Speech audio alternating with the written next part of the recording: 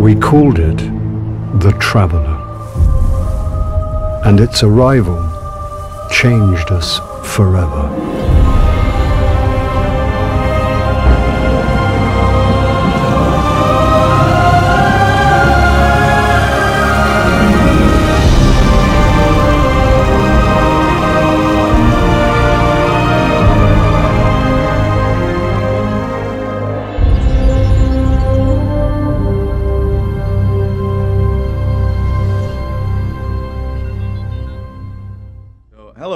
We're back now in Gamescom, and we're now going to talk about Destiny. So we have with us one of the main designer or producer? Designer that worked on the Crucible, the competitive part, the multiplayer competitive part of Destiny.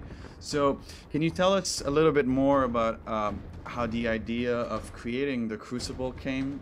So not without actually merging it with the single-player cooperative experience? Sure. Yeah, I mean, one of our goals was to have a PvP activity, a competitive activity that complemented the story and the co-op single-player kind of, or what would normally be single-player content, and basically drag you back in through all those other activities, so that even players who didn't like, they maybe shy away from multiplayer, would try it out and kind of dip their toe into it and maybe find out that they really like it, and vice versa. People like me who only play competitive multiplayer would be kind of led back to the story content and some of the other activities just because they're fun and because you get rewards and loot and upgrades and stuff from doing that. All right. And in general, the main focus for the competitive part of the game is, are you guys considering esports into this, like embedding it into the root of the game, or you're looking into it more in like the MMO kind of PV player versus player? Right. So I mean, to begin with, Destiny is a Bungie first-person shooter. It has a solid action base. It's not really an MMO in that way. So we start with that foundation. And this is our first release, and we're planning on expanding it. But really, we want to start really strong and with what we're interested in, and kind of see where the community takes it.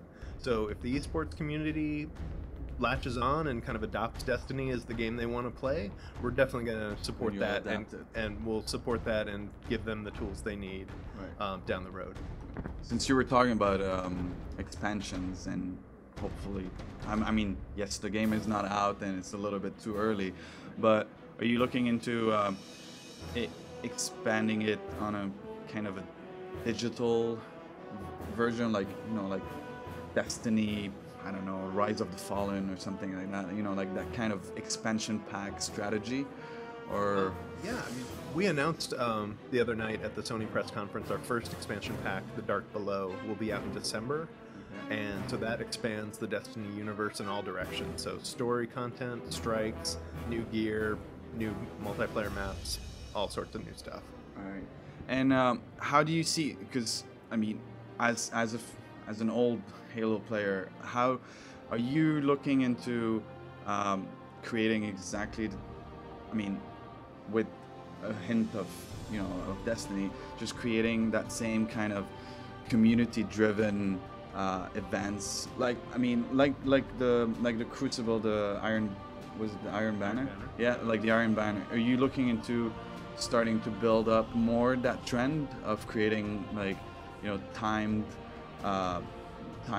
events for competitive playing? Definitely. It sounded like there's a couple questions in there that I can answer. So definitely the community is super important to Bungie. Bungie's been known for having a really strong community presence. We listen to our fans. We've been hosting BungieNet for a really long time, and we're always there and interacting with the fans and listening to them. Things like Iron Banner are good examples of, we saw that in the beta, that's a good example of a playlist that we can turn on and off on an event basis or on like a weekend or something like that. Iron Banner is really cool because it turns on the power.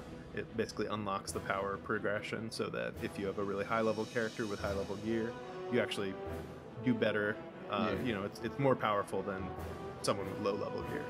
But you can opt into that. That's not something everybody has to do. It's just something that you can elect to do to make it fresh and try a new experience. And when it comes to, let's say,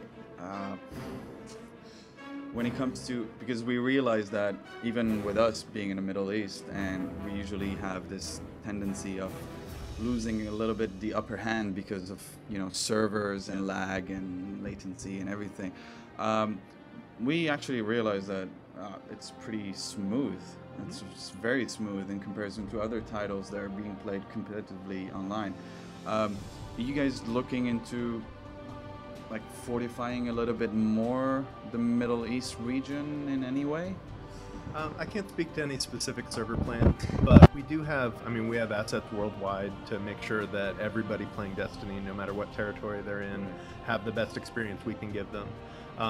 So, yeah, I can't talk about future plans like that, but I'm glad that you had a good experience, and you know, our beta definitely gave us tons of data to look at from Australia and Micronesia and all that, and just all around the world, just getting players on all the continents and just seeing what they're doing, and basically allowing us to tune our infrastructure to support everybody. Well, that's about it. That's about all we need to know.